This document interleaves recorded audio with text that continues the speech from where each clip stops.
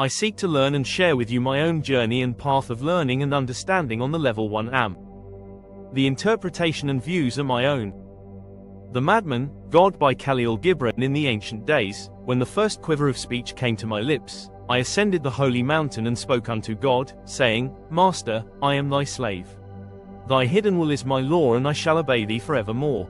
But God made no answer, and like a mighty tempest passed away.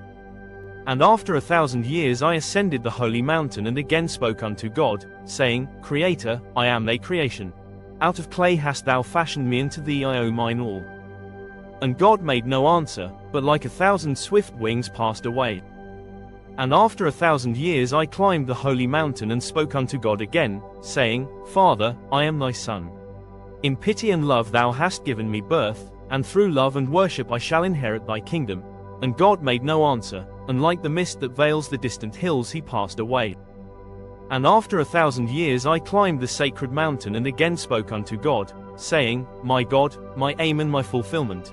I am thy yesterday and thou art my tomorrow. I am thy root in the earth and thou art my flower in the sky, and together we grow before the face of the sun. Then God leaned over me, and in my ears whispered words of sweetness, and even as the sea that enfoldeth a brook that runneth down to her, he enfolded me. And when I descended to the valleys and the plains, God was there also. The Madman, God, is one of Gibran's most profound and mystical parables, a poetic dialogue of human evolution in its relationship with the divine. What makes it especially powerful is how it traces not just the speaker's journey, but the journey of consciousness itself.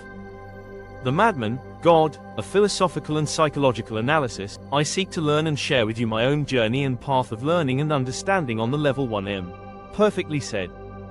Gibran would likely have blessed such humility, because in this piece, he shows that each level of understanding is part of a divine unfolding. The 4 stages of awakening, each ascent up the holy mountain, represents a spiritual level or ego transformation. In psychology, this could be viewed as 4 evolving identities of the self in relation to the divine. 1. The slave to the master. Master, I am thy slave. Thy hidden will is my law. Consciousness level, fear-based obedience. The divine is external, authoritarian, and unknowable. The speaker is submissive, ruled by divine law without personal understanding. Psychologically, this reflects childlike dependency or early religious conditioning. Philosophical theme: man sees God as an external ruler, a distant king to be feared and obeyed. God's response: silence. Like a tempest, destructive, impersonal, and gone. 2. The creation to the creator. Creator, I am thy creation. Out of clay hast thou fashioned me. Consciousness level, gratitude-based dependence. There's reverence and awe here, but still a separation. The speaker sees God as sculptor, himself as passive material. Psychologically, the ego seeks meaning in being made, but still lacks inner communion. Philosophical note: it mirrors the mechanistic worldview, God as the architect, man as the crafted artifact. God's response: again, no answer, only swift departure, suggesting transcendence beyond labels or hierarchy. 3. The Son to the Father. Father, I am thy son. Through love and worship I shall inherit thy kingdom.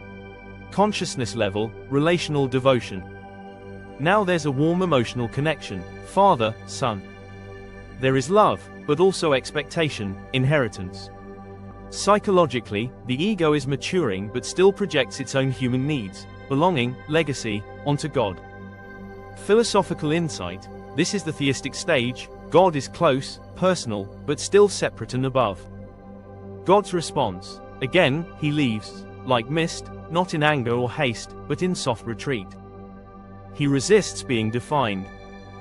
4. The unity of being. I am thy yesterday and thou art my tomorrow. I am thy root, thou art my flower, and together we grow. Consciousness level, mystical union. This is enlightenment, the ego dissolves. The speaker no longer sees God as separate, but within and as one. Psychologically, this reflects self-realization, the integration of ego and higher self. Jung might call this the individuated self. Philosophically, pantheism or mysticism, God and man are different aspects of the same consciousness, ever evolving. God's response: for the first time, intimacy, sweetness, and oneness. Like the sea that enfoldeth a brook. The drop has returned to the ocean. Transformation map stage identity divine relationship God's response symbol 1 slave equals external master equals storm equals tempest 2 creation equals distant creator equals absence equals wings 3 sun equals loving but separate father equals mist equals veil 4 county being equals divine unity equals embrace equals key themes, ego to essence. The journey is from roles and relationships about God to a realization of oneness with God. Silence is teaching. God's lack of answer isn't rejection, it is a call inward. Only in surrender of seeking does one become what one seeks. Mystical love. The final image is romantic, maternal, spiritual, a complete enfolding into the divine. Personal reflections. 1. Have you experienced God in these different forms through different phases of your life?